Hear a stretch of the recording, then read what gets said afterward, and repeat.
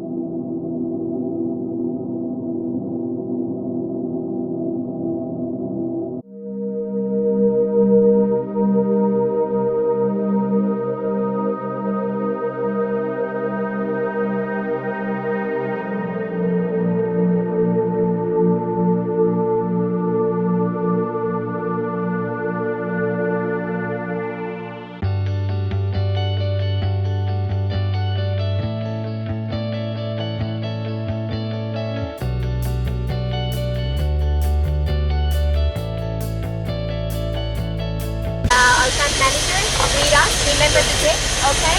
Mandala, yeah. Du kommer også lige med.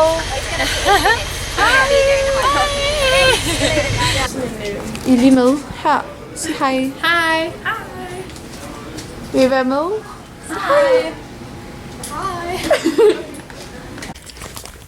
Okay, så lige nu der står jeg ude foran mit hotelværelse. Jeg har hotel 224, og jeg har bestilt pizza til aftensmad, så det er jeg rigtig glad for. Vi er lige ankommet, så jeg har min bagage her, og så vil jeg så lukke mig ind nu.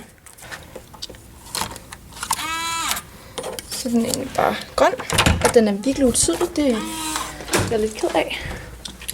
Tænder vi lige her, så hvad man ser, når man kommer ind.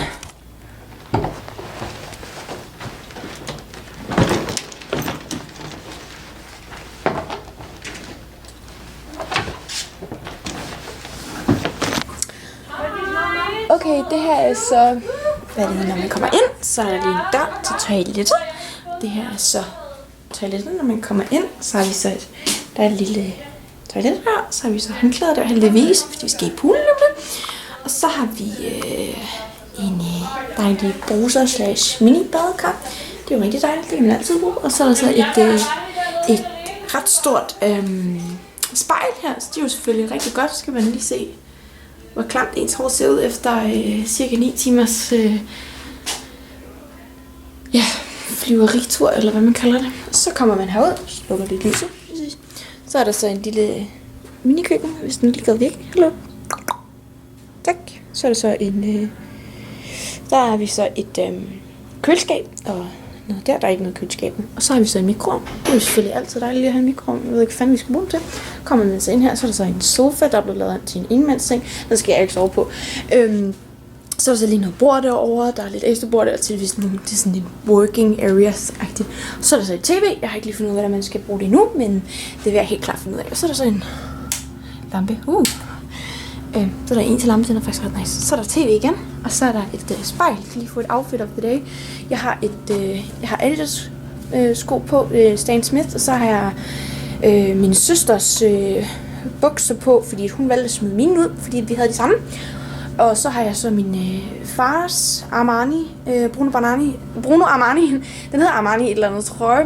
Og så har jeg så min Explorious key hænger på, og så har jeg lige sat mit hår op i en fin knold, nu hvor andet ikke kan komme op. Så er der så et tv igen. Finder jeg også ud af, så er der en hel masse skuffer, der ikke er puttet noget i. Så der, jeg ved ikke, hvad fanden det er. Og så er der en lampe igen, og så er der jo udsigten. Udsigten er simpelthen det bedste, lige ned til sådan en der, ikke? Og så er der jo bare, det er bare lækkert. Og har pissekoldt på grund af den der ting, men jeg ved ikke, hvordan man fjerner det, men jeg fryser. Så er der så en dobbeltseng her. Jeg har tænkt mig at sove her, jeg ved ikke lige, hvem der skal sove der, men det finder vi nok ud af. Måske skal jeg være personen, når jeg sover. Jeg ved ikke helt. Louise har i hvert fald sagt, at jeg fylder. Så her har vi et dejligt skab. Det er faktisk ret nice. Så er der sådan nogle bøjler her. Der er et strygebræt. Det er jo altid handy. Der er så sådan en stryger. Og så her, jeg har faktisk allerede tjekket, jeg har gået indgået der sådan noget, ligesom min mor altid gør. Der har vi så en Fanta. Og det her har jeg stadig... Jo, det er til, hvis der man har smoking eller sådan noget. Så har de jo så puttet det der. Det var jo så roomturen a la Emilies værelse for New York-turen fra den 2. august til den 6. august. Vi ses.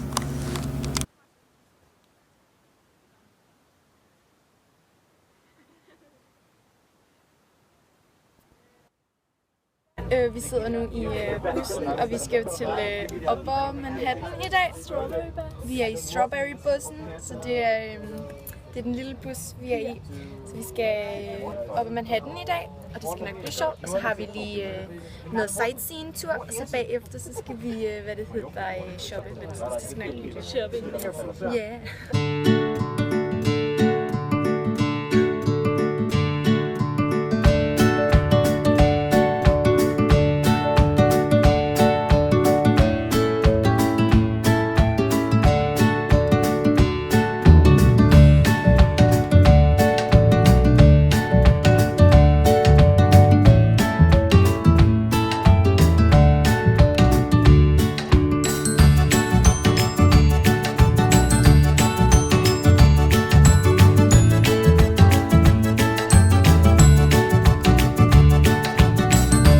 Der kom desværre ikke lyd på, men vi fortæller egentlig bare, at vi står for West Central Station, og vi har det mega fedt, og at vi snart skal ud og shoppe mega utroligt meget i New York.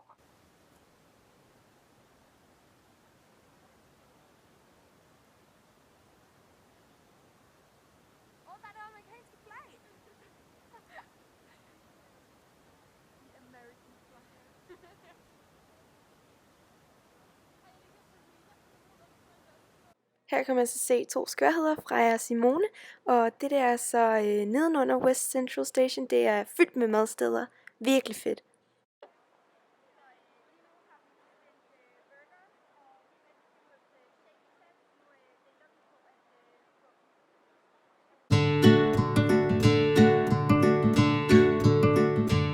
Vi er så inde i Central Park lige nu og ser på et mindested fra en, der er blevet skudt.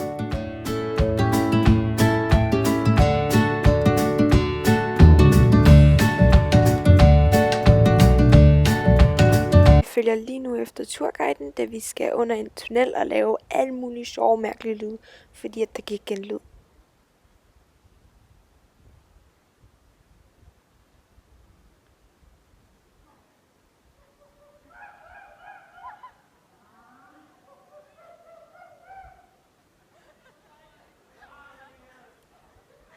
Her har vi så en sø inde i Central Park med en hel masse både i den, og det der er så den værst berømte Apple-butik.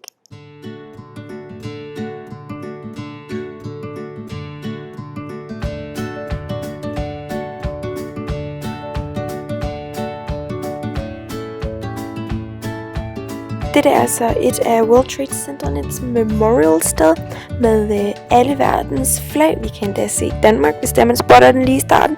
Og det er så en forladt togbane, hvor at man har lavet den om til sådan et terrassested.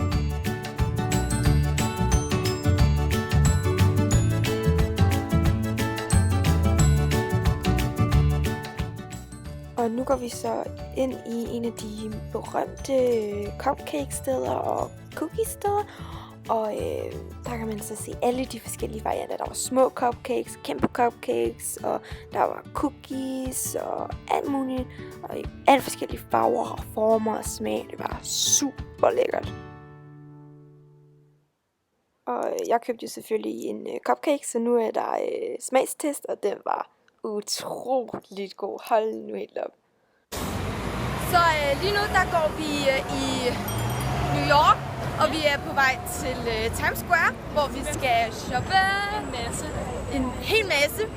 Så det skal nok blive hyggeligt.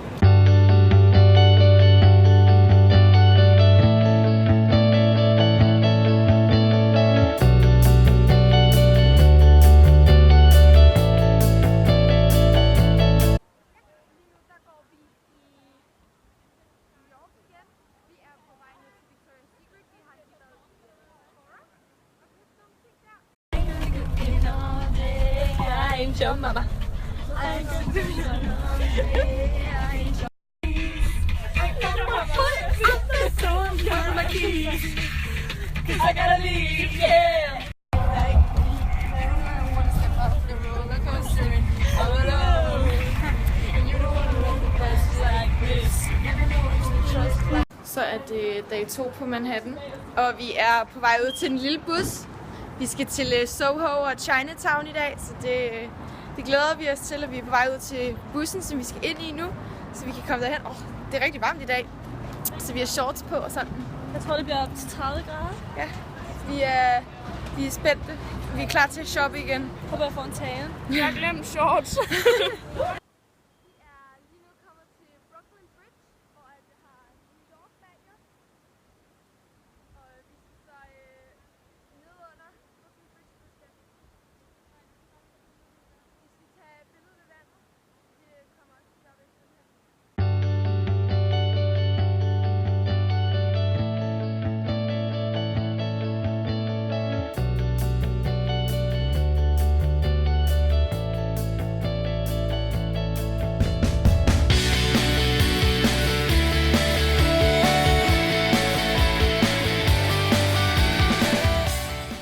Den hvide rose betyder, at ham her Vincent har fødselsdag i dag. I New York er det simpelthen normalt, at der er 5 madvogne lige ved siden af hinanden. I det, jeg sidder og redigerer den her video, der finder jeg så ud af, at jeg ikke har fået lavet et farvel eller et godmorgen. Så det her det er lige godmorgen til, hvad det hedder, anden dag. Det er rejsedag, og jeg skal op klokken... Jeg tror, jeg var oppe omkring klokken 5:30, fordi at jeg skulle være nede i lobbyen 7:15, fordi at vi skulle køre afsted 7:30. Så denne dag, det er en ny dag, og det er rejsedag. Jeg skulle mellemlande i Charlotte Lufthavn og så videre til Birmingham, og det er så flyveren, som jeg fløj med. Og i dag, der har vi egentlig været ude at shoppe, og det har egentlig kun været skoleting. Jeg har købt for omkring 700 kroner, så det har, jeg har købt for omkring 670 kroner, fordi det var tæt på $100 værdi af skoleting, så det får jeg lidt billeder af her.